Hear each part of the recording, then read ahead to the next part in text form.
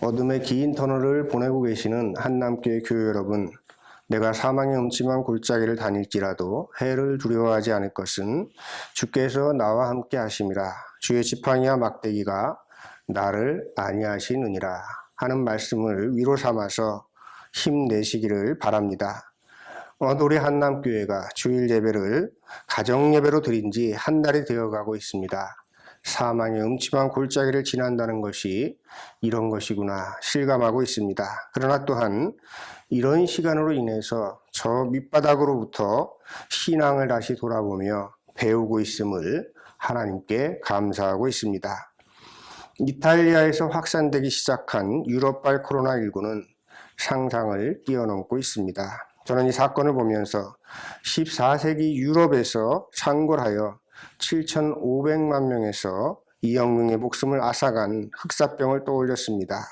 당시 유럽 인구의 30%에서 60%가량 되는 사람들이 흑사병으로 목숨을 잃었습니다. 그리고 1940년 어느 날 프랑스의 식민 도시인 북아프리카 알제리의 오랑이라는 도시가 페스트로 봉쇄되었을 때를 배경으로 쓴 알베르 까미의 페스트라는 책도 떠올라서 다시 한번 펼쳐 읽었습니다. 까미의 페스트에는 이런 문장이 나옵니다. 그 밖에도 몇몇 사람, 그것도 반드시 수의나 가난뱅이가 아닌 사람들이 미셸 씨가 먼저 밟은 죽음의 길을 따라가야만 했다. 그때부터 공포와 더불어 반성이 시작되었다. 코로나19로 유럽의 많은 도시들이 봉쇄되고 있는 상황, 코로나19로 불안과 공포 속에서의 반성들은 패스트에서 묘사된 것과 크게 다르지 않습니다. 지금은 봉쇄되어 가고 싶어도 갈 수 없는 이탈리아의 밀라노, 베네치아, 피렌체, 이 모든 도시들은 언젠가 꼭 가보고 싶었던 도시였습니다. 특히 이탈리아 로마 중심부 북서쪽에 위치하고 있는 시스타나 성당 방문은 저의 버킷리스트 중에 하나였습니다. 그곳은 교황 선출이 이루어지는 곳이기도 하지만 미켈란젤로의 시스타나 성당의 천장 그림 천지창조를 제 눈으로 꼭 보고 싶었기 때문에 그렇습니다. 미켈란젤로가 시스타나 성당의 천장 그림을 완성한 후 스케치북 한 켠에 적은 글이 있답니다. 그때는 그의 나이 87살이었습니다. 스케치북 한 켠에는 앙코라 임파로, 나는 아직 배우고 있다. 그렇게 쓰여 있다고 합니다. 87세의 나이에 앙코라 임파로, 쉬운 일이 아닙니다. 송기론 목사님이 나는 배우고 있다 라는 글을 썼습니다. 그 내용을 축약하면 이렇습니다. 나는 배웠다. 모든 시간은 정지되었다. 일상이 사라졌다. 만나야 할 사람을 만나지 못한다. 만나도 경계부터 해야 한다. 여러 사람이 마주 앉아 팥빙수를 겁없이 떠먹던 날이 그립다. 가슴을 끌어안고 우정을 나누던 날이 또다시 올 수 있을까? 비로소 나는 일상이 기적이라는 것을 배웠다. 기적은 기적처럼 오지 않는다. 나는 배웠다. 마스크를 써본 뒤에야 지난날의 내 언어가 소란스러웠음을 알고 침묵을 배웠다. 너무나 쉽게 말했다. 너무 쉽게 비판하고 너무도 쉽게 조언했다. 생각은 짧았고 행동은 경박했다. 나는 배웠다. 어떤 기생충보다 무섭고 무서운 기생충은 대충이라는 것을. 손 씻기도 대충, 사회적 거리 유지도 대충, 생각도 대충. 대충이 사태를 키우고 문제를 해결하기 어렵게 만든다. 이제는 나 스스로 면역 주치의가 되어야 한다는 것을 배웠다. 바이러스 문제나 환경의 문제가 남의 일이 아니라 내 일이라는 것을 배웠다. 나의 대충이 공존과 상생을 파괴하는 길이라는 것을.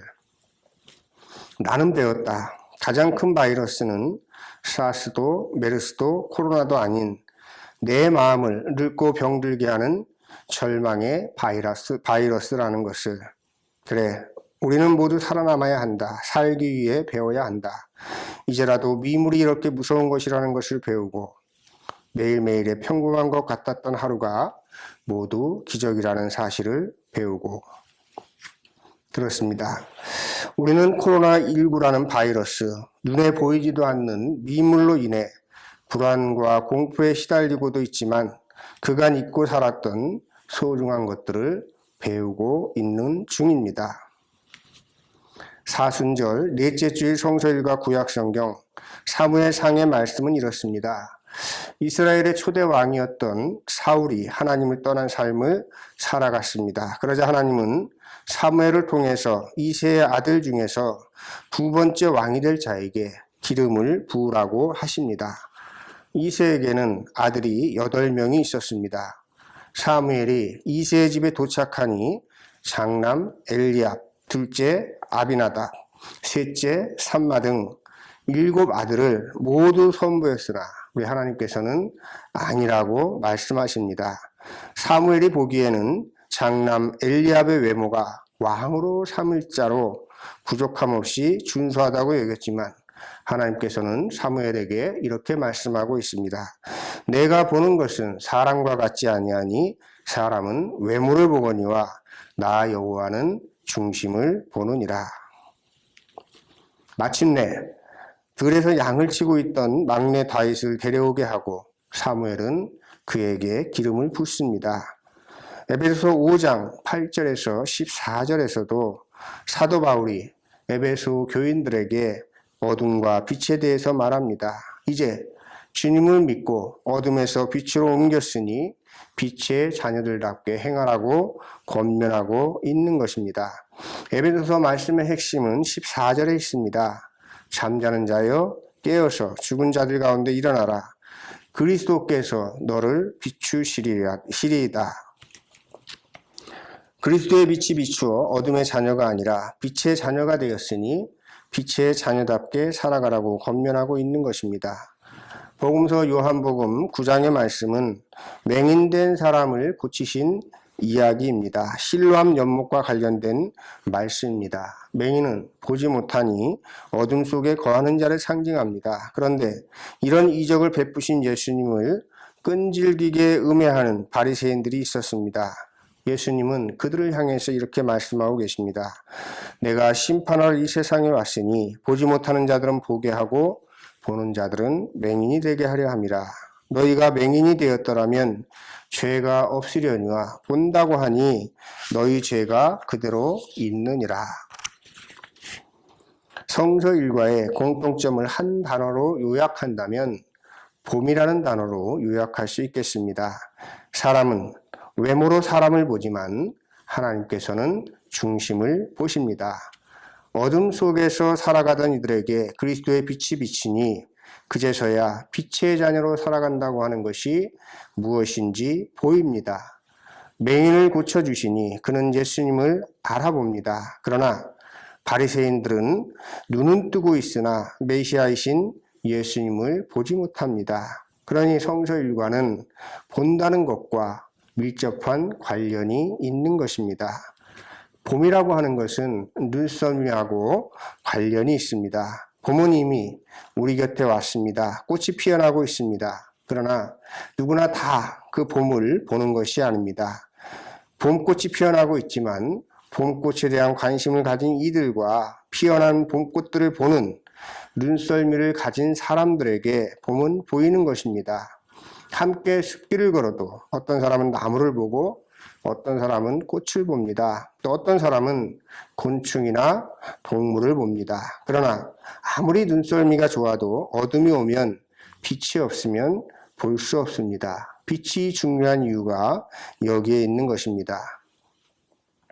오늘 우리 본문으로 삼은 시편 23편의 말씀은 다윗의 시입니다. 성서일과 사무엘상과 짝을 이루는 말씀입니다. 다윗이 사무엘에게 기름을 부은 날 이후 다윗이 여호와의 영에게 크게 감동이 되니라 하는 증언이 있습니다. 여호와의 영이 다윗을 크게 감동시키시니 다윗에게는 새로운 것이 보였던 것입니다. 그 새로운 것이 무엇입니까? 여호와는 나의 목자시니 부족함이 없습니다. 그가 나를 푸른 초장에 누이시고 쉴 만한 물가로 인도하십니다. 내 영혼을 소생시키시고 자기 이름을 위해 의의 길로 인도하십니다. 이런 것들이 보이기 시작하는 것입니다. 자신의 삶이 자신의 노력에 의해서 사라지는 줄 알았는데 목자 되시는 여호와께서 인도해 주셨음을 깨닫게 되었다고 하는 것입니다. 자, 이런 눈이 뜨이자 그의 영적인 시야는 한층 넓고 깊어지는 것입니다. 그래서 이런 고백을 합니다. 사망의 음침한 골짜기로 다닐지라도 주의 지팡이와 막대기가 나를 안위하시나이다. 그렇습니다. 일상이 평안할 때만 부족함이 없는 하나님을 노래하는 것이 아닙니다. 오히려 사망의 음침한 골짜기에서도 하나님을 노래합니다. 사망의 음침한 골짜기에서 다윗은 무엇을 바라봅니까? 주의 지팡이와 막대기를 바라봅니다. 사망의 음침한 골짜기에 실비한 죽음의 그림자와 절망이 보였지만 그의 시선은 거기에 머무르지 않았습니다. 그가 사망의 음침한 골짜기라는 것을 알 수 있었던 것은 그런 것들이 보였기 때문이었을 것입니다. 그러나 그의 시선은 사망의 음침한 골짜기에 머물지 않았습니다. 그의 시선은 사망의 음침한 골짜기 너머에 있는 주의 지팡이와 막대기를 바라본 것입니다. 다윗이 목도하고 있는 사망의 음침한 골짜기와 같은 현실을 우리는 코로나19로 경험하고 있습니다. 전 세계가 사망의 음침한 골짜기를 걸어가고 있는 것입니다. 우리 교회도 어느덧 한 달째 가정교회로 모이고 있습니다. 이 현실만 바라본다면 우리는 절망할 수밖에 없을 것입니다.